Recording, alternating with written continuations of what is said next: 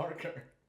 Why did you look me in the eye when you said that? It was totally awkward. Oh, now it's awkward? Now it's awkward. Now all of a sudden. After all these many years, now it gets awkward.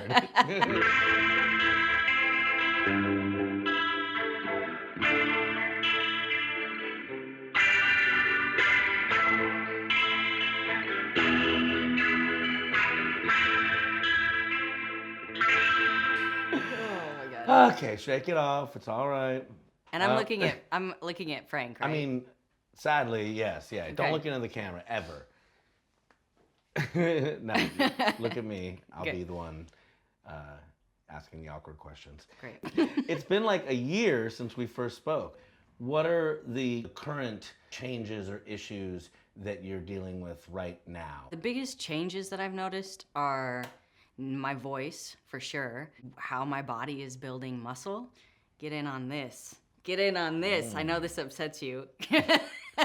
Well, it upsets me because you already are more stronger and have bigger muscles than me. And I've been a man for years and clearly have barely assimilated to my own body. And yet you're already literally running laps around me. Yeah. So that's been the big thing that's been really, really fun, is seeing how my actual body is changing and distributing the fat now. So my hips are getting a lot thinner and my thighs are getting a lot thinner, but my shoulders are more broad and I can put on muscle a lot easier. So and how much of that is your body's reaction to testosterone, as opposed to, obviously you're working out and you're you're putting some time into this as well? It's testosterone. I mean, I was working out before and not getting the same kinds of results by any means. So, but now I am working out a lot harder because it's like, it's just building on itself and I like it because I've just wanted to be an MMA fighter. What are some of the things that you find people are reacting to? Definitely people notice the voice first. I was on the phone with my stepfather and I was on speaker and he came home and my mom was sitting there and didn't know who he was talking to. So that was kind of a cool marker. Anytime I answer the phone, I think people think that I'm gonna sound the way that I used to, and it's always a surprise. And you know, I like it when they say, "Oh my God, your voice." I'm just like, "Thank you, appreciate it." I think if people haven't seen me for a little bit, they do notice the body type. Again, just getting a little more broad, looking less feminine, basically. I'm definitely noticing like my jaw is a little more square. Lots of new hair growth on my face, although it's still hard to see. It's definitely there. Sometimes I just massage my face. I heard that you can stimulate hair growth by doing that. So that's what I do on like Friday nights, just hang out. Is there any negative sides to those changes? Meaning, do you have any pains or discomfort along the way, or is it all generally on the positive side of things? No, it all feels good. It all feels good. It all feels right.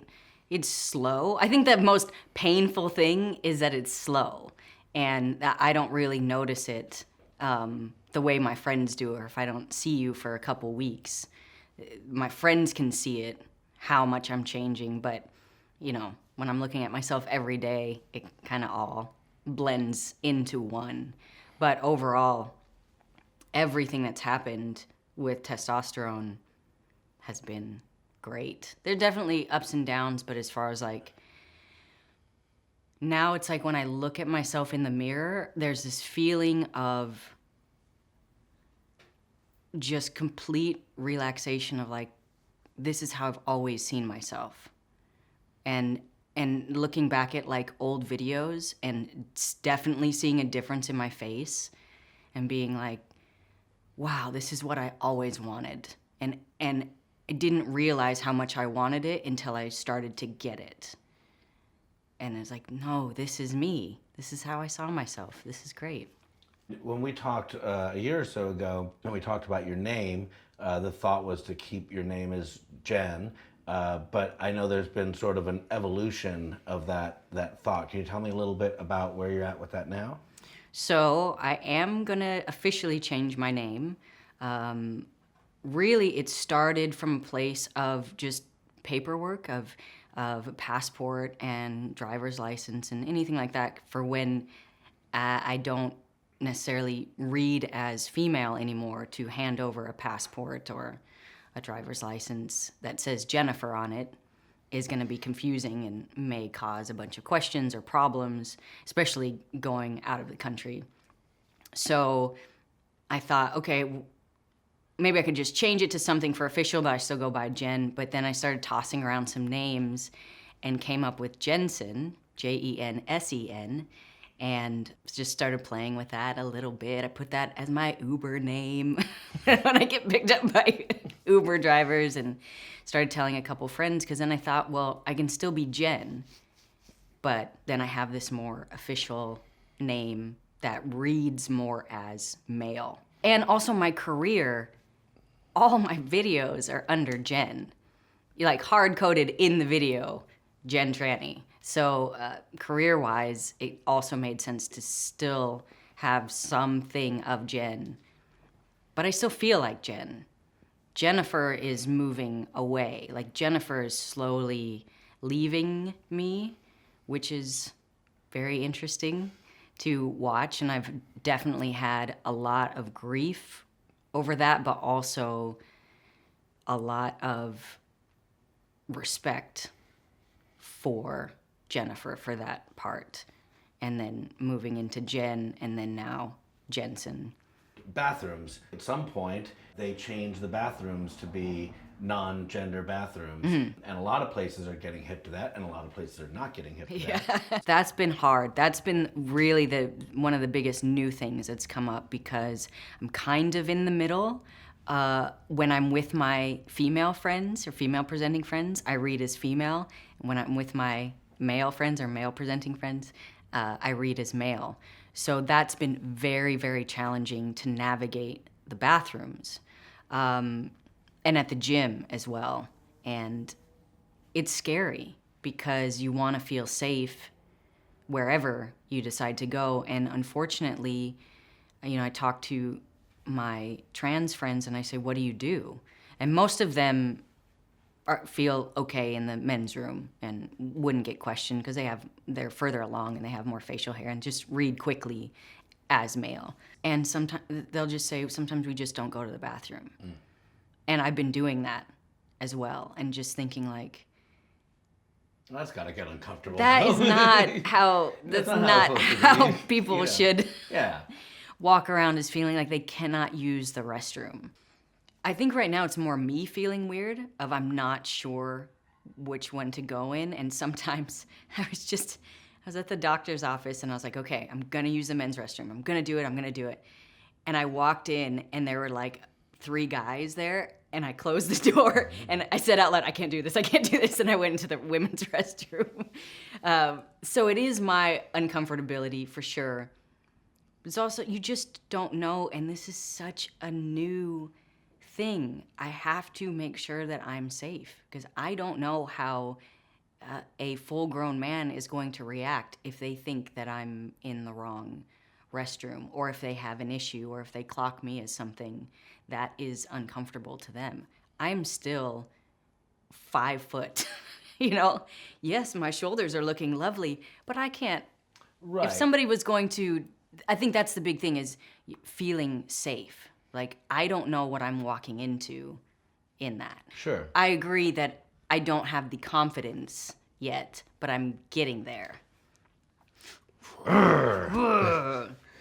And I did. There is an apparatus called a stand to pee that I got. Really? Yes.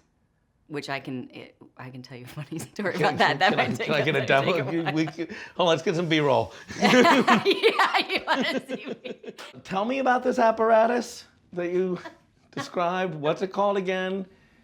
It's called a stand to pee. Stand to pee. Yeah, so STP, Okay. stand to pee. And there's lots of different kinds. I'm getting embarrassed talking about it, but it's important. I'm embarrassed for you. It's important. It's important to talk about. Oh, these last 2 things are going to be so embarrassing. But it's important to know. Yep.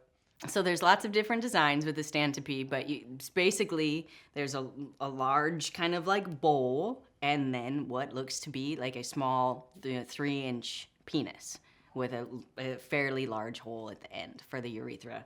And you hold it under yourself and you pee in it, and you can stand to pee. Wow, but don't you have to hold it with one hand, or is it like strap on or something? You can, depending on the type, you can get like a harness or some kind of holder for it. But generally, you do like to kind of hold it. Yeah. whip it out, do your thing, and I mean, much like a regular standing peeing situation. Kinda, yeah. Except you just have to be careful, and you have to figure out. There's practice involved. Sure. You have to really practice. And then you just put it like you got like a bag. You just put that back in your pocket or I've been carrying it around in a bag. Okay. Because the one that I have, I don't really like to pack with it. It's a little bit uncomfortable. And also my frame is so small that anything looks gigantic. So I keep it, and I have a little baggie, and I have like my my dude wipes. So I like wipe everything out. But that makes it easier to use men's restrooms, because then I know if anybody's seeing my feet, it's turned around. Gotcha. So I like that. But the story that I said, so you have to practice with it, right? Because being a female, there's not a lot of control over where the direction of the pee. Like you all have a little bit more control. A little, but and plus it's just weird. Like you're standing, you're holding this thing, Sure. You're doing all this stuff. And so you practice with it, and they say practice in the shower, because if something happens, you're fine. Did that, good. Did it, with boxers on, and I was like, okay, a couple mishaps. I'm like, okay, I'm ready, I'm doing this. I have a couple good experiences out, and I go to see my friend's performance at UCB. I get there early. I'm like, I'm gonna use my stand to pee. I'm super excited. Nobody in the men's restroom. I just walked in there like I own the place, went in, got it ready. Now the thing is it's silicone. So when you start peeing in it, it feels, and you're holding it, it feels a little bit warm, right? So I'm peeing, it's feeling warm. I'm like, yeah, good. All of a sudden, all this pee starts running down both of my legs and all over my pants. And I'm peeing, I can't stop because I had to go really bad, so I couldn't get it to stop. And I'm seeing my pants just get soaked on both sides, down the middle, in the back, all on the sides, and I'm just peeing and going, no, in the bathroom. I stay in the bathroom because I really want to stay for my friend's show. And I just try to clean it up as best as possible and like just wait for it to air dry. But like the back of my pants, there was no hiding it. I'm like, I don't even know how to get out of here because there's all the people waiting for the show out front. And so I'm like, okay, I know my sweatshirt's in my car. And if I can just like scoot along the wall out to my car, I can get my sweatshirt and tie it around. So I came out of the bathroom and then just went like this into my car, grabbed my sweatshirt. And that is my stand to pee story. Tell me a little bit about what it has been like dating over this last year, and what's that been like? I was dating a little bit, and I decided a few months ago to stop because I was definitely putting more attention onto who I was dating than my own self, that's my stuff. That's why I'm getting help. And so I was missing out a lot on what was happening for me because I was worried about what this person was doing, what that person was doing. Like, how can I mold myself to be what these people want, which is old behavior. And had a couple experiences that were not super positive. It was positive in the fact that I got out of them quickly, but just going like, no, this is not the time, because as free as I can be sometimes with talking about like my body and, going to the beach and whatever, like nobody has really been emotionally intimate with me. So I have been with two people since transition. which one was a cis female, and there's definitely no worry about like getting attached. So it was a nice experience, but there wasn't this kind of I'm really looking at you intimacy kind of thing. And then the crazy thing was I actually had sex with a cis male, which is the first time that I've ever done that. Because on testosterone, your hormones change, and sometimes who you're attracted to changes. And that's a big thing, and that's not something that's talked about a lot, because especially if you've been identifying as lesbian or queer or a very specific part of the community your whole life, and then you start taking T and start noticing yourself being attracted to men, cis men, gay men, trans men, whatever it is, I can tell you, very disruptive to who you think you are. So even though this topic I'm very shy about talking about this, just in general, I think it's important to let people know that this is something that happens. I didn't know that. I didn't know that because of the testosterone that it actually kind of changes who you're attracted to or how you're feeling. Is that continue or does that level out at some point? Like, is that a phase? Everybody's different. So for me, it was very scary because at first I was not attracted to women at all, which was like, what is going on? This is so new. And so then I started pursuing like, okay, am I gonna do this? You know, I never thought that I would sleep with a man ever in my life. And nothing against men. Men are beautiful, but I was like, no, I'm clearly this. And that stuff changes with hormones. And then I was only attracted to men, and I went and pursued it. I was on Scruff and I was on Grindr, and I was like, okay, I'm gonna do it. And it took me a while to find the person that I felt comfortable with, and it was, you know. And so was your reaction to that you just sort of wanted to take a break, or did you go then back to the other direction? Had a little bit of a nervous breakdown after that, and I'm sure you're shocked. Jen has a nervous breakdown. Didn't handle it well? Yeah. So after that is when I decided that I wasn't gonna date anymore, and I was kind of done pursuing either sex. I was just like, this is too much, and I'm looking for something outside of myself to soothe the uncomfortableness of what's happening, and it's not working because nothing outside yourself will ultimately heal you. So that's when I was like, I'm done for now. But again, I just think it's important to talk about that it is normal and that it is okay to pursue whatever you want to pursue, especially while you're on hormones. It'll throw you for a loop, big time, but it's normal and it's all right. And I've been feeling a lot better not dating. I have swung back to liking being attracted to very feminine women, but that could change at any point. There was no intimacy, because I think I'm still very scared of actual intimacy with my body. And I don't know that I'm ready for somebody to really look at me and look at the changes. Even though they're not gonna see it as changes, they'll just see it as me.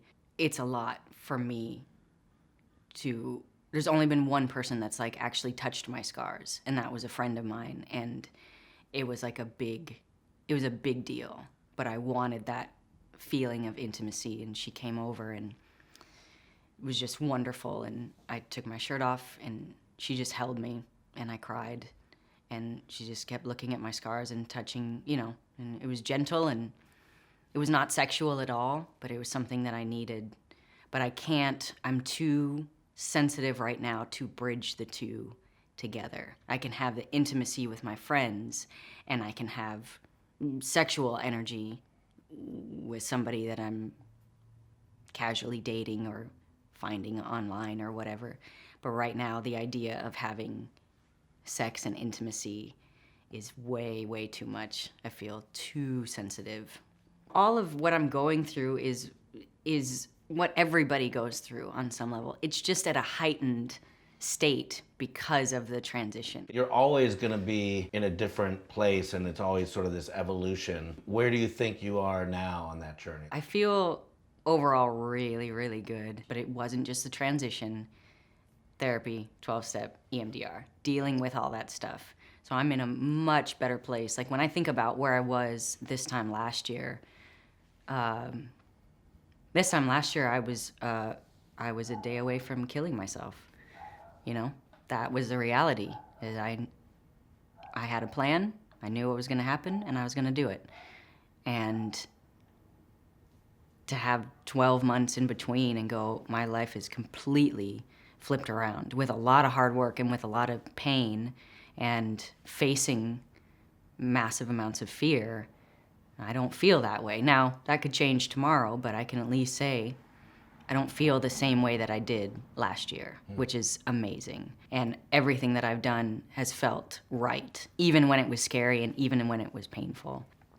So yeah, I feel good. I feel excited. Every week, it just feels like I'm turning more and more, not turning more and more into me, but like uncovering who I actually am. Because my cousin asked me, like, what do you feel like you found yourself? Like, now you are who you were meant to be? And I was like, not quite. I feel like I'm at this gigantic excavation site, you know, and I'm having to like dig, and I find this little piece, and I'm like, okay, that's that. And then I can't get through any further with the tools that I have, so I go over here and I uncover more, and then I get better tools and I go back and I'm like, oh, there's even more subtlety to this artifact or whatever it is, but it's not this linear process. I'm just like bouncing around. I don't know what's right for anybody, but I know that finding your community and finding therapists or some kind of help is out there and is very, very important. So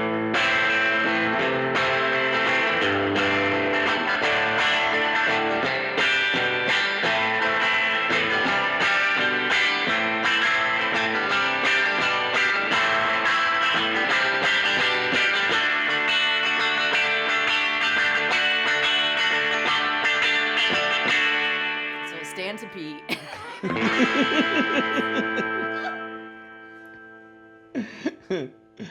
All right. Oh God, looking at Frank and saying these things. Okay. Oh, sorry, guys. Okay.